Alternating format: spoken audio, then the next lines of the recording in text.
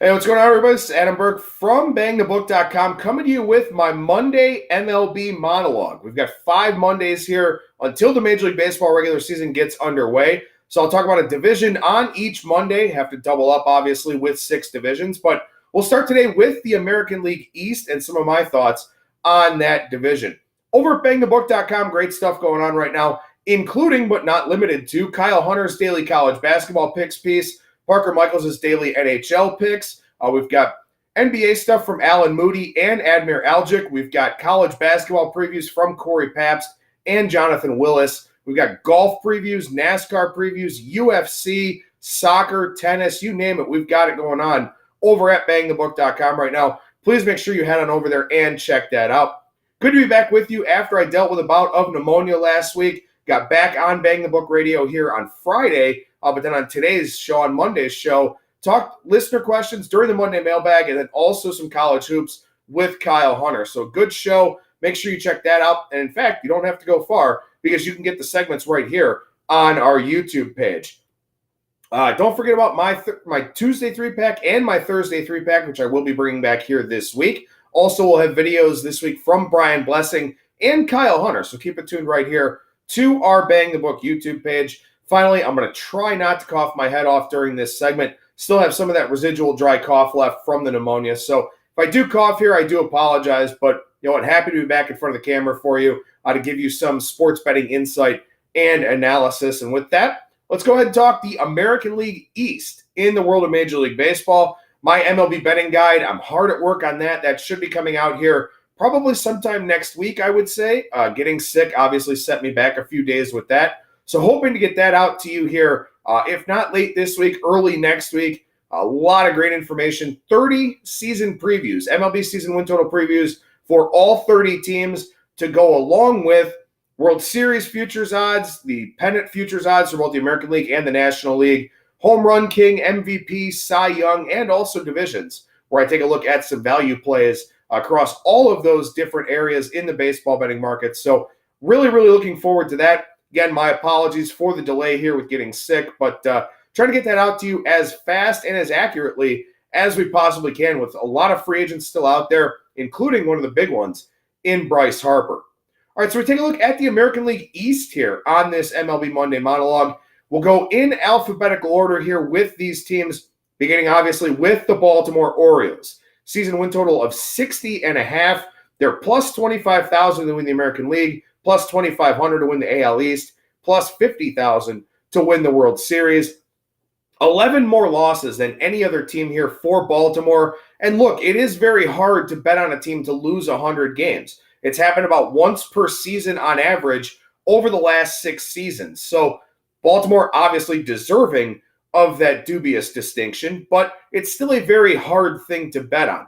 That being said, this is a team that was just 21-48 last year against teams with a losing record, 26-67 against teams with a winning record. They lost 82 games started by a right-handed pitcher. This is a bad team. It will be a bad team again this season. Now, I am excited for the Orioles and for their fans because they are pivoting now to analytics. They're pivoting to some more advanced concepts with the hire of Mike Elias, with the hire of Sig Mejdal, and of course with the hiring of new manager Brandon Hyde, who was the bench coach for a very numbers-savvy organization in the Chicago Cubs. So I do like what Baltimore is doing here. It's just going to be a very long, very arduous process for them.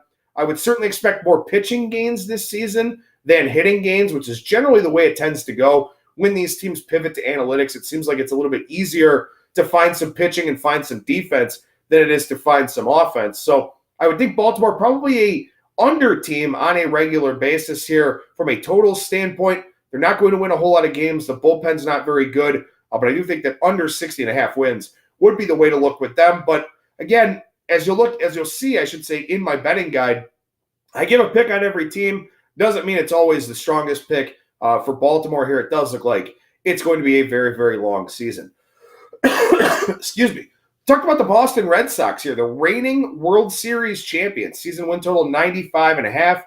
They're plus 300 to win the American League, plus 140 to win the American League East, and then plus 600 to win the World Series.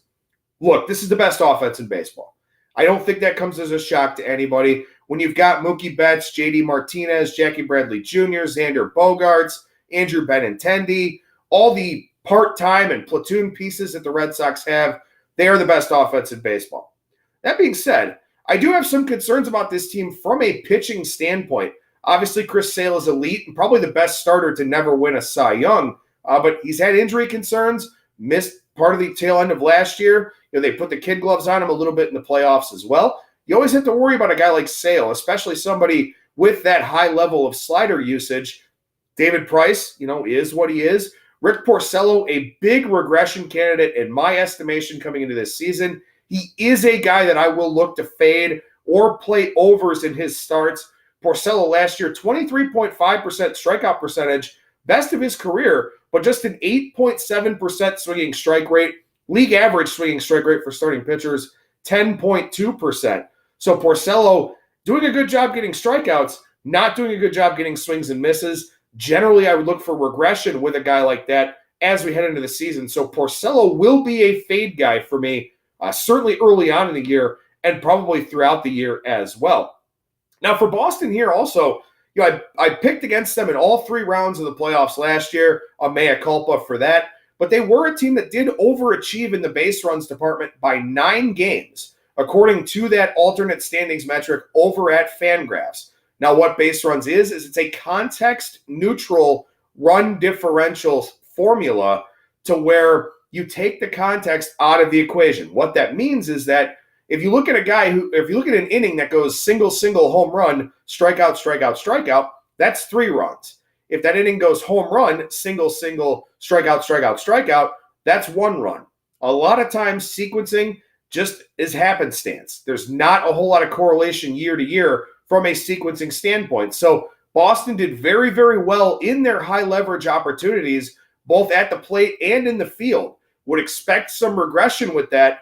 However, this is still a very, very good team, best offense in baseball, a lot of talent on this pitching staff, 95.5 wins. Certainly does look doable for the Boston Red Sox.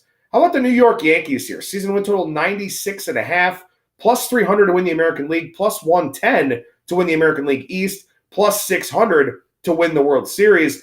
This is a much improved pitching staff this year. Obviously, the bullpen was elite last year. It's probably even better this year as long as Adam Ottavino stays healthy. But you've got Ottavino, Chapman, Britton, Betances, Holder, Green, Canely coming back. With an off season to get ready for the year as opposed to rehab. That's a big thing for me. So the Yankees bullpen looks better. The rotation certainly looks better. You already had Severino, Tanaka, and Sabathia. Now you've got full seasons of Paxton and J. Happ. For Paxton, look, regression will come. He's coming from the American League West to the American League East, going from Safeco Field, not to mention a pretty good pitcher's park there in Oakland as well with Oakland Coliseum. Now he goes to the American League East. Some very good hitters parks in this division, including the park that he will pitch in Yankee Stadium. So I do think that James Paxton is a guy that you want to temper your expectations for just a little bit. But this is a much stronger starting rotation, a very, very good lineup, a team that was second in weighted on base average last year, even with some injury concerns for Giancarlo Stanton and Aaron Judge. The Yankees, my top team in the American League coming into the season, my World Series pick as of now as well. How about the Tampa Bay Rays? Season win total 84.5, plus 1,600 to win the American League, plus 600 to win the American League East, plus 3,300 to win the World Series. The Rays obviously turning baseball on its head with the opener concept last year. They were 3rd in baseball in ERA from May 21st on, which is when they started with that opener concept. Blake Snell goes on to win the Cy Young. Tampa Bay team that does have 3 starting pitchers this year with Blake Snell, Charlie Morton, and Tyler Glasnow, but they also have a very good bullpen still and will still use that opener concept as well. So a lot of things to like about the Tampa Bay Rays coming into this season from a pitching standpoint. From an offensive standpoint, I'm a little bit worried about this team. 3rd in batting average and 3rd in on-base percentage last year, but a lot of guys carrying very high batting averages on balls in play. This is also a Tampa Bay team that hit a lot of ground balls last season and went opposite field quite a bit. Now, perhaps with the fly ball revolution, Maybe Tampa Bay has found a new market inefficiency to keep the ball on the ground, to use the whole field, to beat the shift, things of that sort. So maybe this is a sustainable development for them. But until I see otherwise, I have to look for regression. Anytime you get outlier BABIPs, batting averages on balls in play, I have to look for regression in those areas. I would expect Tampa Bay's offense to regress this season, but I also think the pitching staff could be better as well. So the Rays will be a solid team, a very tough out in this AL playoff race. 84.5 with their season win total looks to be a pretty decent number here. I don't have a strong opinion one way or another on that one, but they will be an interesting team to watch as we go throughout this season for a variety of different reasons. One more team to touch on here in the American League East, that is the Toronto Blue Jays. 75.5, their season win total, plus 5,000 to win the American League, plus 1,200 to win the American League East, plus 10,000 to win the World Series. The burning question here for Toronto, when does Vladimir Guerrero Jr. make that Major League debut? They're already playing around with the service time narrative and that angle, and really, quite frankly, it's sad.